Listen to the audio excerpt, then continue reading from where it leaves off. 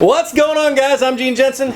I'm Ryan Lamb. And this is part 2 of the 5 ways to fish a Senko. The 10 ways to fish a Senko. It's now going to be 10 ways after we get done with this 5 ways. If you haven't seen the first one, I'll put the link right up here. You guys can go watch it. It's that little eye, that little circle with the eye on it. Just click on it and you'll see it. But anyway, so let's get to work. Another really effective way to fish a stickbait is to fish it rear weighted with, they call it a Neko rig, and they make these Neko rig weights, but you don't have to buy anything fancy like this. You can go to the hardware store, you can pick up a couple finishing nails in different sizes, and what you're going to do is you're actually going to take that weight and you're going to go to the back of the stickbait and you're going to insert the finishing nail or the Neko rig weight in the back of that stickbait. And try to make it as straight as you can. This gives you a little cleaner presentation. And what that does is, once you have that rigged up in there, is that small amount of weight. I mean, I think they make them down to like 1/64 ounce. I mean, just super, super light. And so what that's going to do is that's going to allow your stickbait to actually fall away from you and still have that shimmy that the fish really like. You know, one of the things that make these Senkos, so famous and catch so many fish. So it's really, really great for pitching it around cover that you just can't skip under. If skipping docks is something that's still a little difficult for you or you haven't tried it yet, you can take the Neko rigged stickbait with this rear weight in it, and you can actually pitch to the edge of it, and it's going to slide back under there and get to those fish that a skip would get to. If you're around floating docks and you have fish that are underneath them, it's also going to get to those fish. You can't skip a floating dock. It's a solid piece of foam. There's no way to go in there. So what you need to do is pitch to the edge, and that bait's going to fall under there and get to fish that normally don't see baits. It's also really good for when you have real rapidly rising water and things are flooding. You have it's just good at getting to areas that fish are pushed into, where it's real difficult to get your bait normally to those fish, and it allows it goes right to a fish. It kind of hunts them out. It's a really cool thing. So there's 2 ways that I like to rig this. One is either a Texas rig with the nail weight in the back, or wacky rigs. So if you watch our first video, and we have a link up in the top right corner, if you watch that video, we actually show you how to fish, or how to rig a Texas rig, and also how to rig a wacky rig. So nail weight, Texas rig, or a wacky rig, and you're going to catch a lot of fish doing it. Hey, subscribe to the little channel. Hit the little red button down there that says subscribe. Thank you.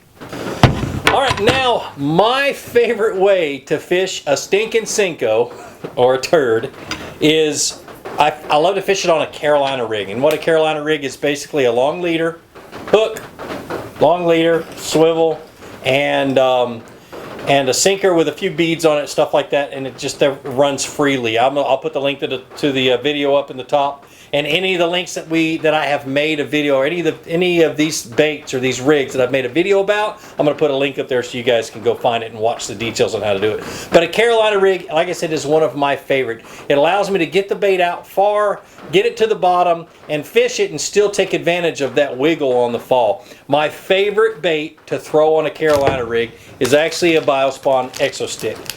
It's got a different kind of a fall. When you rig it Texas rig, that tail spins, okay, and that's what it does. It just sits there and it spins around like a regular Senko. It has a shimmy as it falls. Well, this one doesn't, because of all the ridges and everything else. It has a little twist and it spins. Just a different action, something the fish aren't used to. All right, so what a Carolina rig, or how to rig a Carolina rig, it requires several different little components. You have a sinker, and I love to use tungsten because it transmits more information back to me, just because it's more of a solid metal than lead.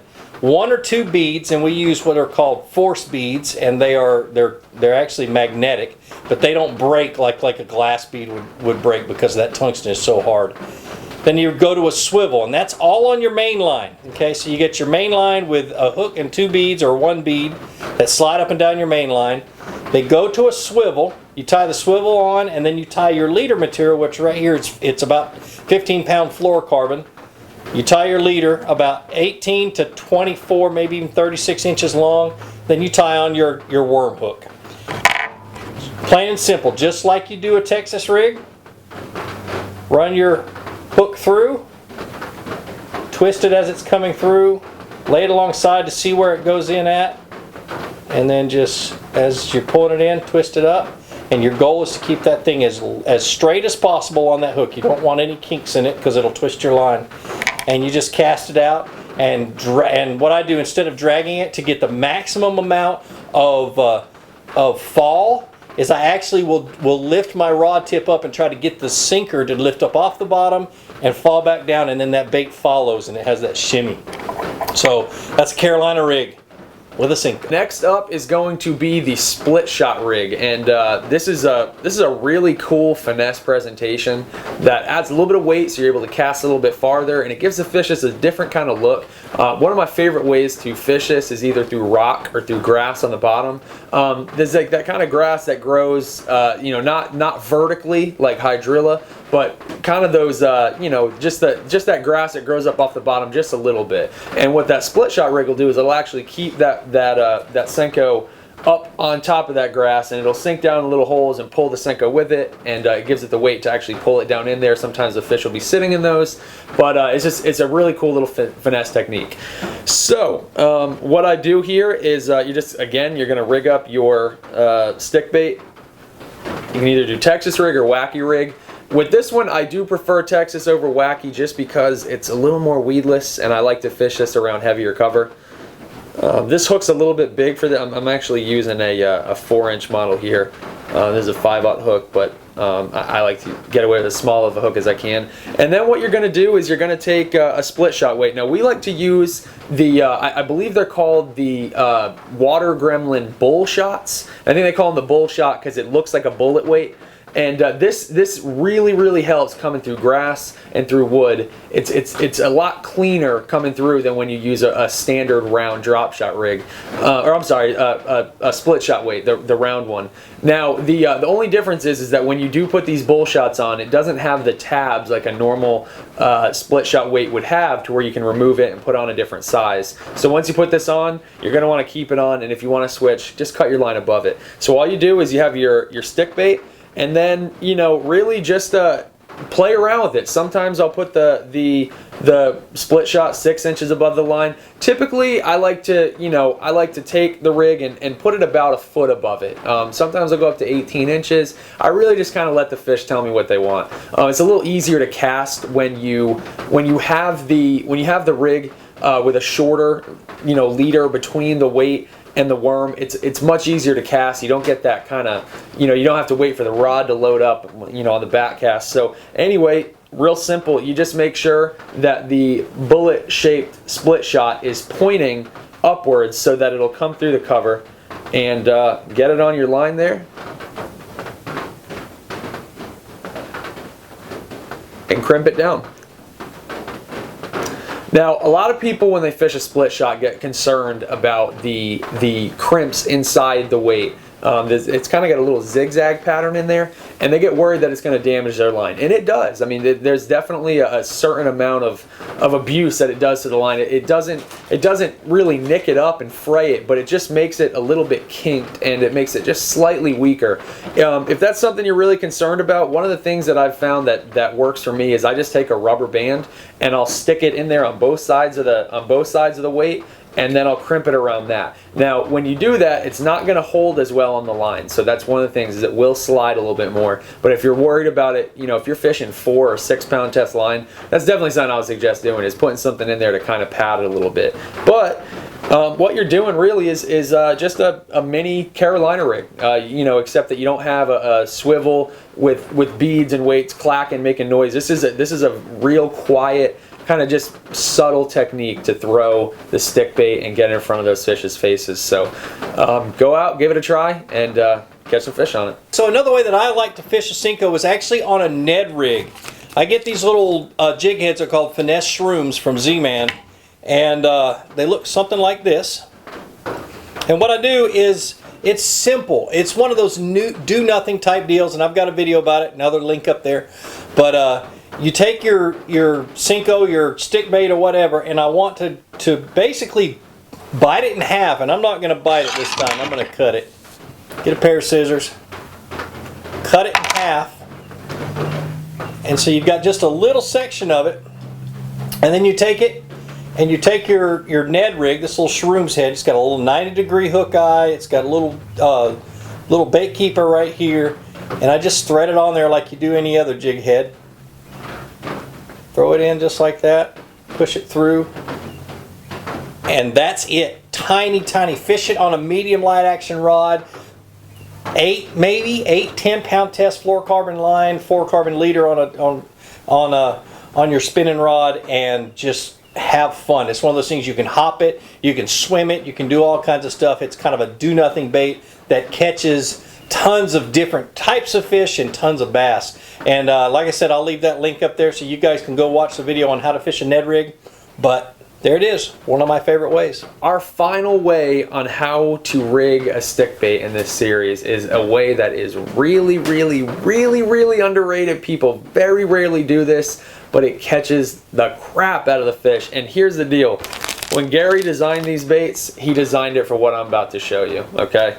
When the original Senko was designed, Mr. Yamamoto actually intended it to be a soft plastic jerkbait. You know, he kind of on accident ended up with this bait that most people just let sink to the bottom, and that's it. They reel it in, and doing that does get you a ton of strikes. But what he designed it for was actually to fish like a soft plastic jerkbait, like a fluke or a Strike King caffeine shad. You know, where you're actually working the bait. And what's awesome is that when you use those baits, they don't really do anything on the fall. When you're using a Senko or any other of these stick baits, you get that shimmy. So when you're jerking it along and you kill it, it has that dying bait fish flutter.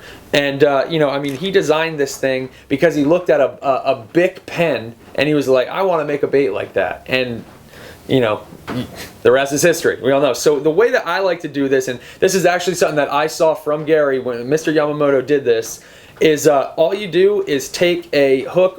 You don't have to have a wire guard on it. I usually do. I kind of go back and forth on what hook to use. You know, it just kind of depends on how the fish are eating it and you know, the way they're getting hooked up. And so you can you can either use a circle hook or you can use a straight shanked round bend. And so for this video, I'm just going to be using the straight shanked round bend. And so all you do, this is incredibly simple. You're going to lose a lot of Senkos doing this, but guys, it catches fish. You just take it, just like you're going to rig a drop shot. You're just going to nose hook it. Make sure you cast it gently because you will throw it off of there. And then you just put that wire guard on there, and it's a killer thing. Now, in our last video, and we'll have a link to it up in the top right hand corner, we talked about taking a little piece of tape, and I'm actually going to put that on there right now. So one of the big issues is that when you're using the bait this way, you're going to fling it off a lot, and it's really effective. It's just it can get expensive. So take you a piece of tape,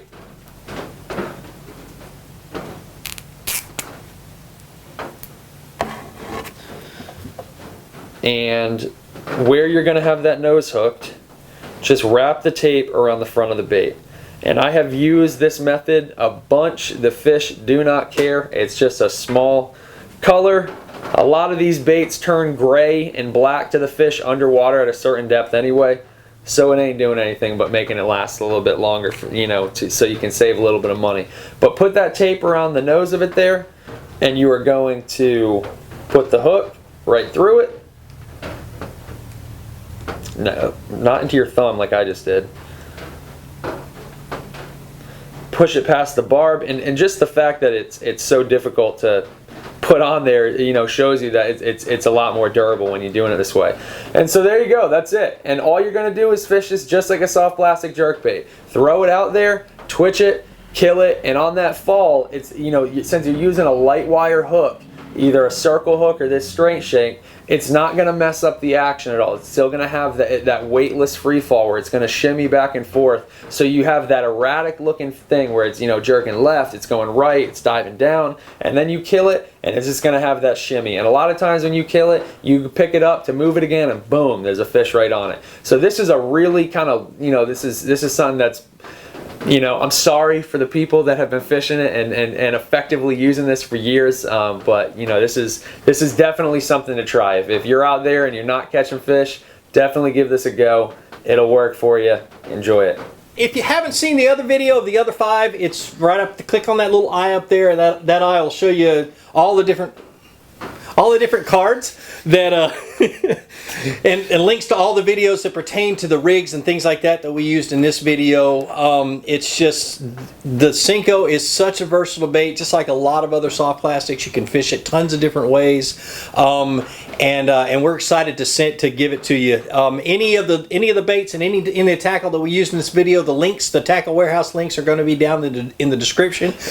And guys, we want to hear how you guys fish. Oh yeah, definitely. Yeah, so definitely. leave a comment below and let us know. If there's something a little bit different. The cool thing about stick baits is that they're really versatile. I mean, we just showed 10 ways, and there's 15 more that we could probably show you. There's people all across the country are using these things, and coming up with their own ideas. So let us know in the comments what you'd like, what how you like to fish them, and share with other anglers how you're fishing it, and let's get some conversation going on these baits. I want to know what the biggest basses you've caught on a Senko, because I know a lot of you guys fish those stinking things.